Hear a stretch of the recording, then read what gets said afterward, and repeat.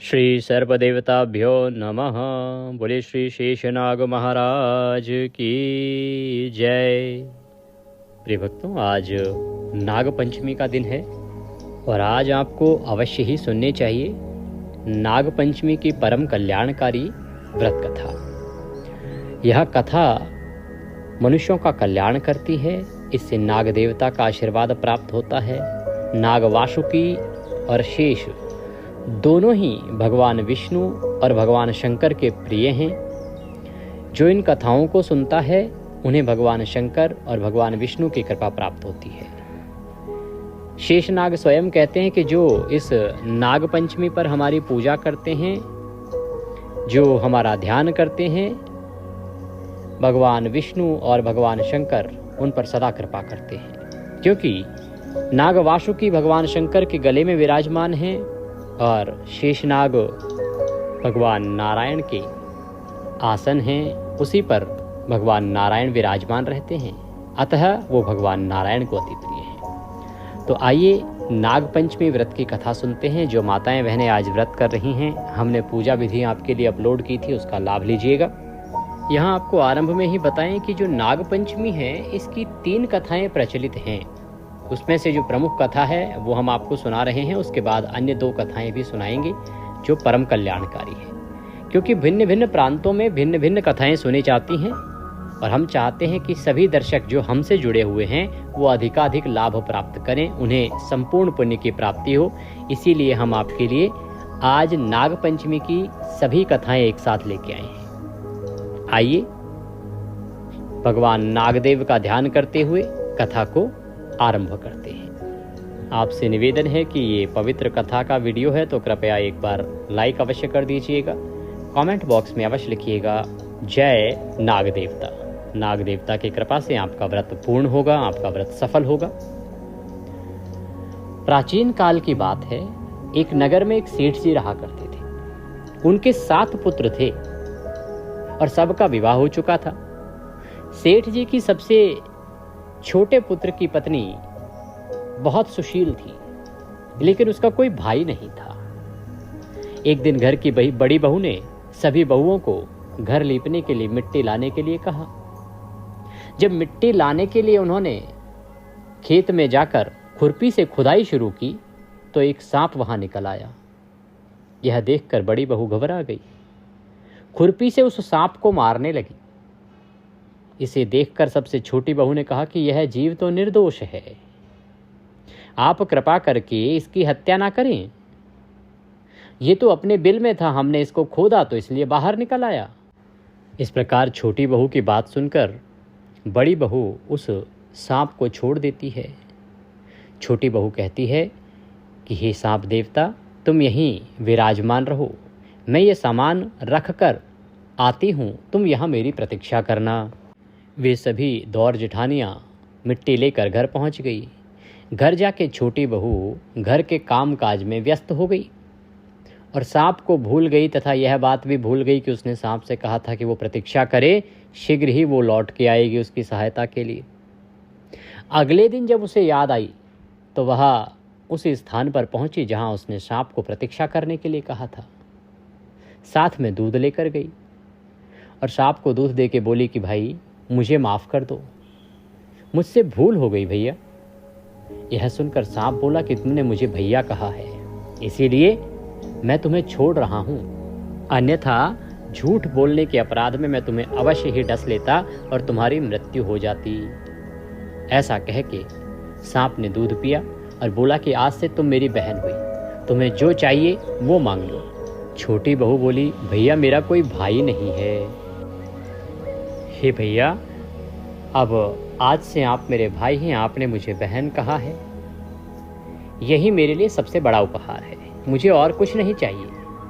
बस मैं जब भी आपको मन से याद करूं आप मेरे पास आ जाना। इस प्रकार से वह कह के और अपने घर को चली गई। कुछ दिनों के बाद सावन का महीना आया और सेठ जी की सभी बहुएं अपने अपने मायके जाने लगी। जाने से पहले वह छोटी बहू से बोली कि तेरा तो कोई पीहर है नहीं, तू कहाँ जाएगी। इस बात से छोटी बहू को बहुत दुख हुआ और रोते हुए उसने अपने सर्प भाई को याद किया। सर्पदेव ने अपने कहे अनुसार मनुष्य का रूप धारण किया और उसके घर पहुंच गए। वहां पहुंचकर सर्प ने छोटी बहू के ससुराल वालों से आग्रह किया कि वे छोटी बहू को उसके साथ भेज दें, वो उनकी बहन है। इस पर सेठ जी बोले, लेकिन इसका तो कोई भाई था ही नहीं, तुम कहां से आए हो?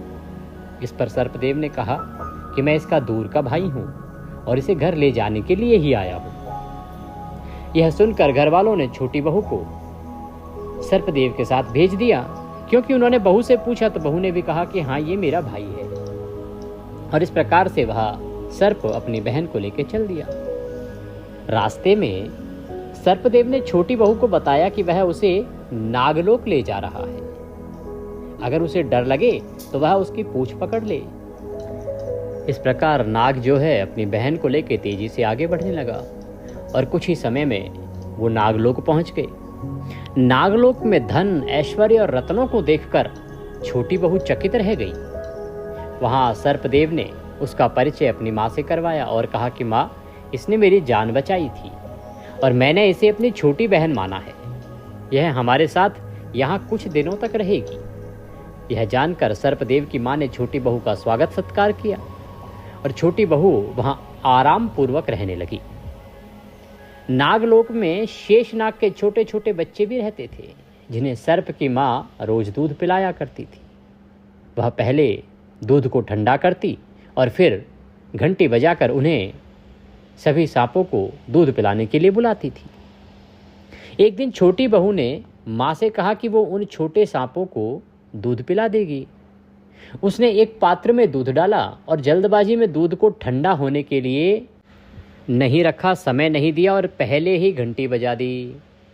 जैसे ही घंटी बजाई, सभी शेषनाग के बच्चे आए और आके दूध पीने लगे।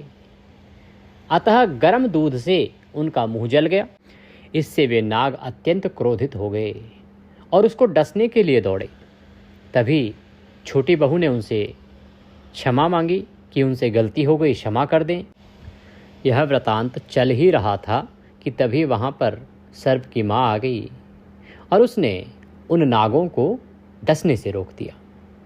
इसके पश्चात जब छोटी बहू का वहाँ रहने का समय पूरा हो गया तो सर्पदेव और उसकी माँ ने उसे बहुत सारा धन दौलत, रत्न और आभूषण देकर विदा कर दिया।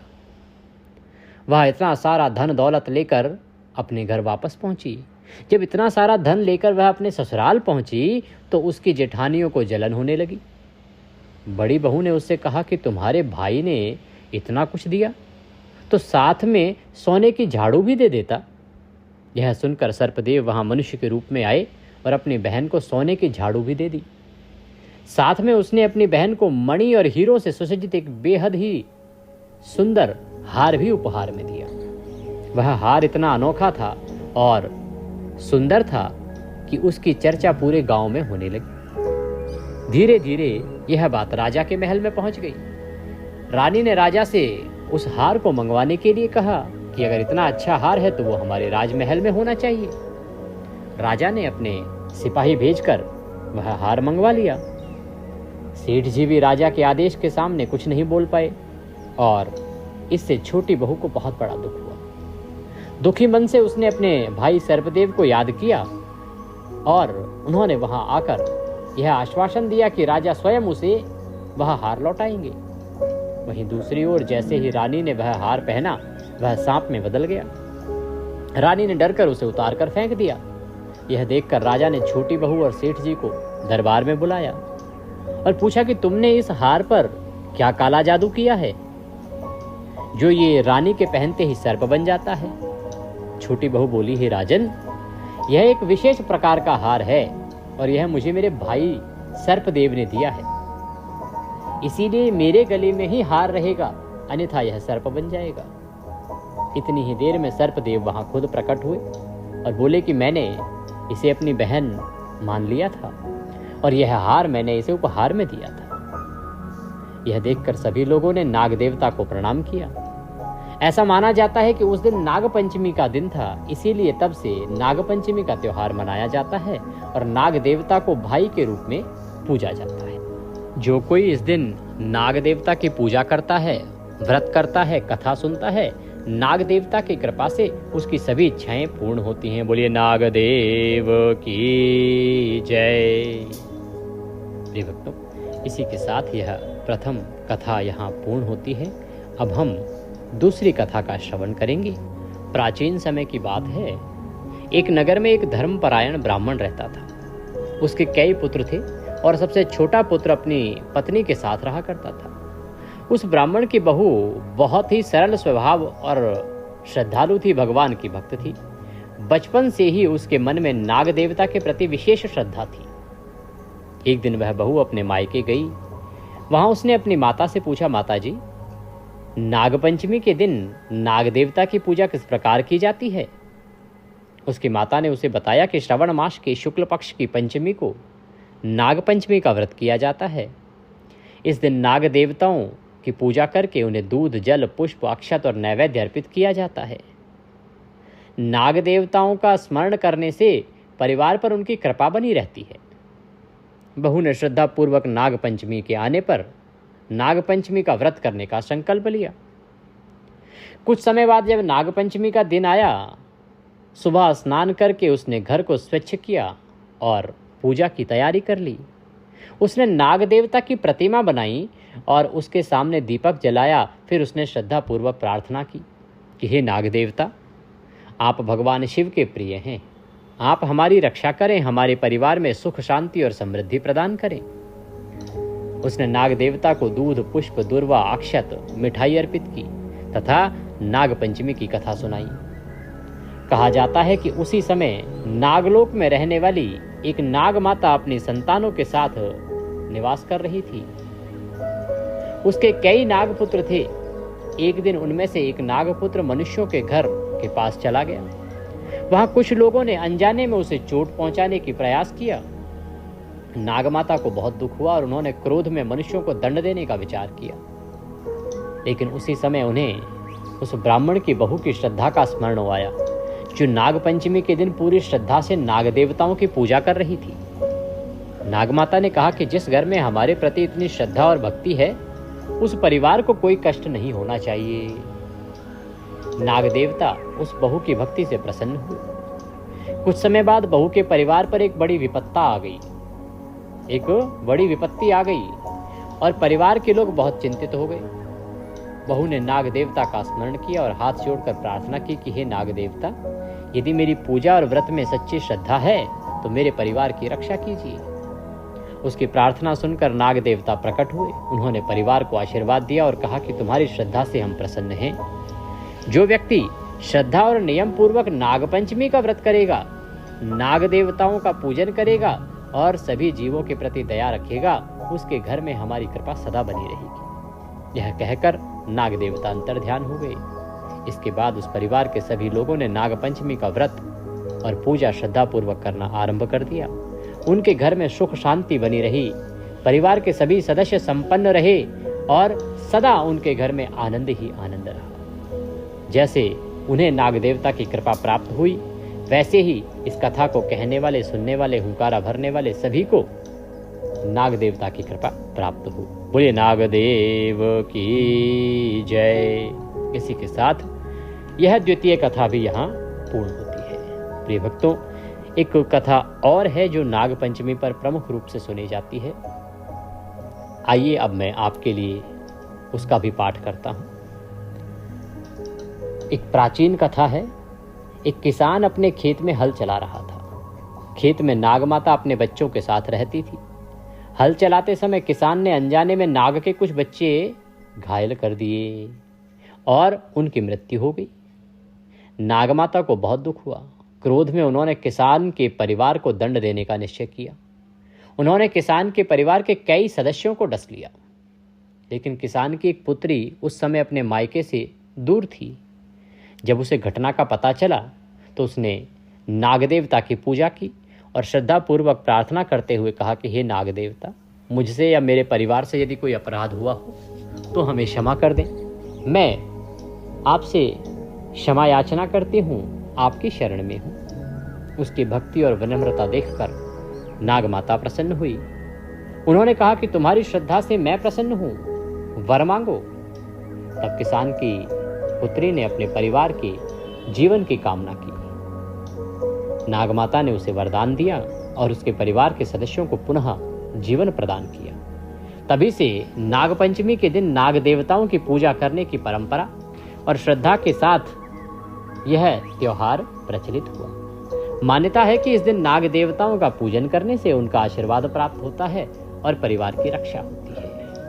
इस दिन जो नाग देवता का पूजन करता है, कथा सुनता है, उसे सर्पदंश का भय नहीं रहता और नाग देवता उसकी सभी इच्छाओं को पूर्ण करते हैं। बोले शंकर भगवान की जय, बोले शेषनाग महाराज की जय, बोले नाग वासुकी की जय। भक्तों, इसी के साथ यह कथा यहाँ पूर्ण होती है। कथा के निमित्त दक्षिणा आदि यदि कुछ भी अर्पित करना चाहते हैं तो आपकी स्क्रीन पर एक QR कोड आ रहा होगा, उसको स्कैन करके उस पर भेज सकते हैं। आप हमारे साथ व्हाट्सएप पे जुड़ना चाहते हैं जिससे कि आपको सभी कथाएं सीधे मोबाइल पर आती रहें, प्रतिदिन के व्रत त्यौहार की जानकारी भी आपको मिलती रहे, किस दिन तुलसी पत्र तोड़ने हैं, किस दिन नहीं तोड़ने हैं, इसके बारे में जानकारी भी आपको मोबाइल पर आती रहे, तो आपके स्क्रीन पर एक नंबर आ रहा होगा 900 से, उस पर व्हाट्सएप मैसेज कीजिए और लिखिए कि आप सभी तिथि त्यौहार की जानकारी पाना चाहते हैं। हम आपको अपने साथ व्हाट्सएप पर ऐड करेंगे और फिर सब जानकारी सीधे मोबाइल पर आपको आनी आरंभ हो जाएगी। प्रिय भक्तों, आज का बड़ा दिन है। आज नागपंचमी तो है ही, साथ में आज संक्रांति है, विष्णुपदी संक्रांति है। आज जितना हो सके आपको दान करना चाहिए, जितना हो सके पितृ तर्पण आदि कार्य करने चाहिए, अधिक से अधिक पुण्य कर्म करने चाहिए, क्योंकि जो विष्णुपदी संक्रांति होती है तो उस दिन का जो पुण्य है वो लाखों गुना बढ़ जाता है। आज श्रवण मास के शुक्ल पक्ष का सोमवार भी है, तो इसका भी लाभ लीजिए। आज आप सावन के सोमवार की कथा भी सुने, गीता के 7वें अध्याय को सुन के उसका पुण्य अपने पितरों को अर्पित करें। इससे आपके पितृ तृप्त होंगे, उनका आशीर्वाद प्राप्त होगा। और आज आपको अवश्य रूप से श्री शिव शास्त्र नाम का पाठ भी सुनना चाहिए। भगवान शंकर आप सब पर कृपा करें। हर हर महादेव।